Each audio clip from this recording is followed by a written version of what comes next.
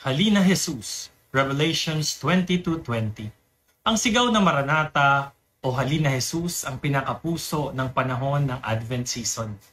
Ito ang panalangin ng bayang kumikilala na kailangan nila ang Diyos na may uhaw sa kapayapaan, kagalingan at kahulugan.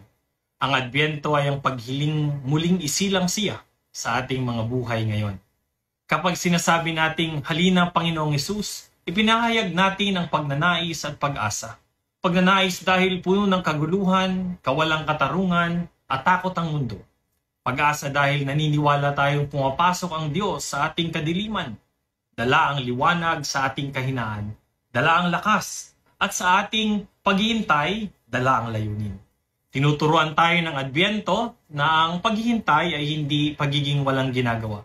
Ito ay mapag-asa at masinop na paghahanda. Nililinis natin ang ating puso, nagpapabagal, nagdarasal, nagpapatawad, at nagsisimulang muli. Hinahayaan nating hubugin tayo ng Diyos upang sa kanyang pagdating ay matagpuan niya na tayo ay handa. Ang Maranatha ay nagiging pang-araw-araw nating panalangin. Manalangin tayo. Halina Jesus sa aking pamilya. Halina sa aking trabaho. Halina sa aking mga pagsubok. Halina sa mga lugar na ako'y pagod, balisa o sugatan. Halina Panginoon at gawing bago ang lahat. Sa ngalan ng Ama, ng Anak at ng Espiritu Santo. Amen.